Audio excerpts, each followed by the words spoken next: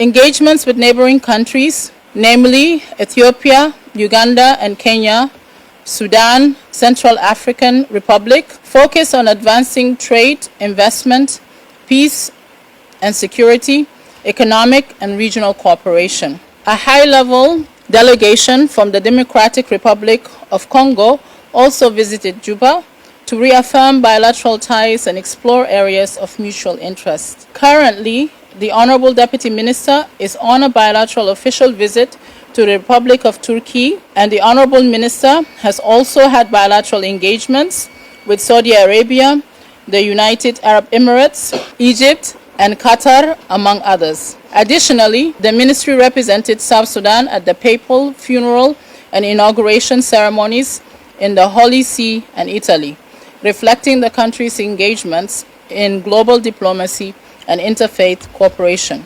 The ministry is expecting visits from a number of heads of states, foreign ministers, and other officials from foreign countries. On the multilateral front, the ministry participated in the EU-AU ministerial meeting in Brussels, engaged in bilateral consultations during the Brazil-Africa dialogue in Brasilia, and represented South Sudan at the 9th Tokyo International Conference on African Development in Japan and the Forum on China-Africa Cooperation in China. These forums provided opportunities to strengthen partnerships in development and investment. South Sudan also took part in the London Conference on Sudan, reiterating its continued support for peace and stability in the region.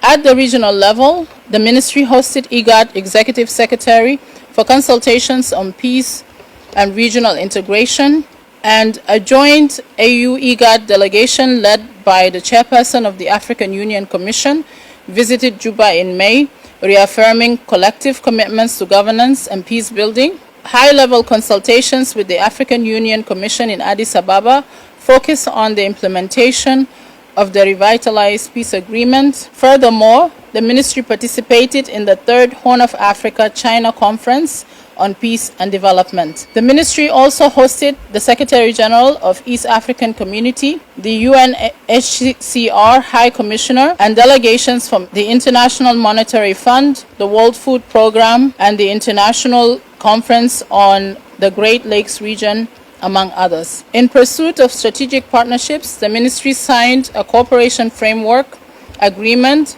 with the World Bank Group in August to support national reforms and development priorities. Further engagements with the International Monetary Fund and other financial institutions explored mechanisms to improve economic governance and mobilize sustainable financing. The ministry will be coordinating the participation of the government of the Republic of South Sudan in a number of multilateral events, including the 80th United Nations General Assembly taking place in New York this September, African Union upcoming events, the summit of the International Conference on the Great Lakes region in DRC this coming October, among others. Addressing border demarcation and delimitation challenges. In parallel with its diplomatic efforts, the ministry facilitated both internal and external consultations led by the National Border Committee to address the complex challenges surrounding border demarcation and delimitation. These consultations, held with stakeholders across South Sudan and with neighboring states, are vital to resolving long-standing border concerns, promoting understanding on international boundary matters, and contributing to regional peace and cooperation, and safeguarding South Sudan's national interests and territorial integrity.